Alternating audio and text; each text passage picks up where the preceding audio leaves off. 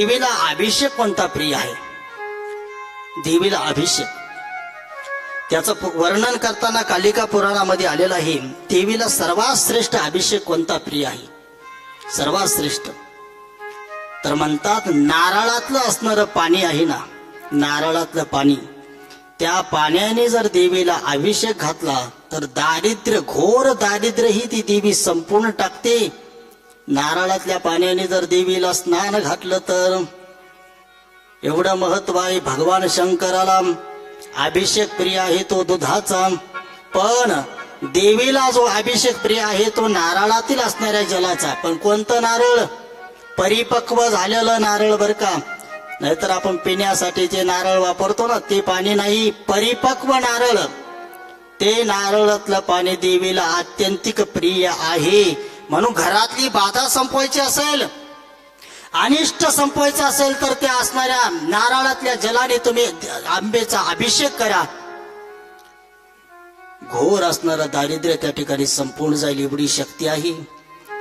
अहो अजून काय केलं पाहिजे नवरात्रामध्ये? त्याचं वर्णन केलेलं आहे. लाल वस्त्र परिधान करून देवीची पूजा केली पाहिजे. देवीला सर्वात जास्त प्रिय असणारे फुलं कोणते आहे त्याचंही वर्णन केलेलं आहे. लक्षपूर्वक ऐका. जास्वंदीचं असणारं लाल फुल देवीला प्रिय आहे, आणि कन्हेराचं फुल आणि कमळाचं फुल हे 3 फुलं देवीला अत्यंतिक प्रिय आहे.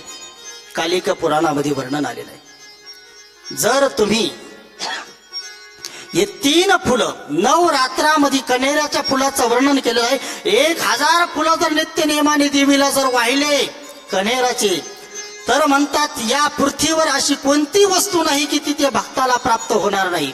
पण कन्हेराच्या फुलाने नित्य नवीन 1000 फुलाने देवीचं पूजन केलं पाहिजे. जास्वंदीचं असणारं लाल फुल, त्या लाल फुलाने जर एखाद्या कुमारीनं जर देवीचं पूजन केलं तर तिच्या जीवनामध्ये तिच्या मनासारखा पती तिला प्राप्त होईल, असंही वर्णन केलेलं आहे जास्वंदीच्या फुलाचं.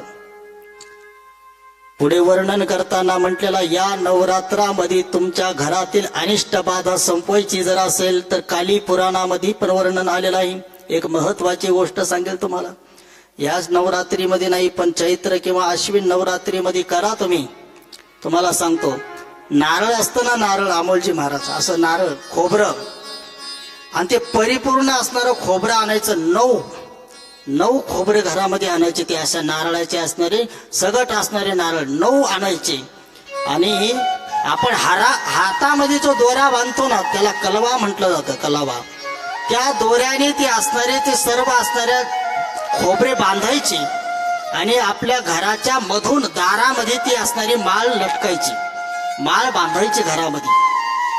9 दिवस आपण अशी असणारी माळ बांधून ठेवायची आणि 9 दिवसानंतर ती माळ काढायची आणि त्यामध्ये असणारं जे खोबरं आहे ना ते फोडायचं, त्याचे तुकडे करायचे आणि होम करून त्या होमामध्ये ओम ऐं ह्रीं क्लीं चामुंडाय विच्चे त्या मंत्राचा जप करून आपण तेच असणारी वाटी आहे ना, खोबऱ्याच्या वाट्या, यज्ञामध्ये स्वाहा करा.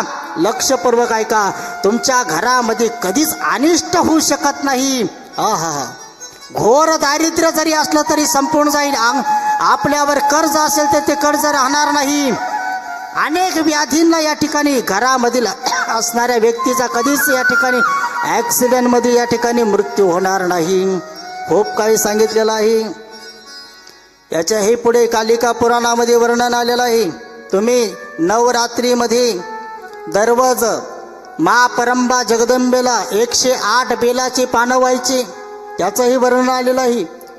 108 बिल्वपत्र आणि त्या बिल्वपत्रावर रक्तचंदनाच्या द्वारे क्लीम, ओम ऐं ह्रीं क्लीम, आपण ज्यामध्ये क्लीम शब्द आहे ना तो क्लीम टाकायचा, किंवा ओम ऐं ह्रीं क्लीम चामुंडाय विच्चे हा मंत्र लिहायचा आणि अशी 108 पानाची माळ जर देवी ओम ऐं ह्रीं क्लीं चामुंडाय विच्चे, ओम ऐं ह्रीं क्लीं चामुंडाय विच्चे, ओम ऐं ह्रीं क्लीं चामुंडाय विच्चे, ओम ऐं ह्रीं क्लीं चामुंडाय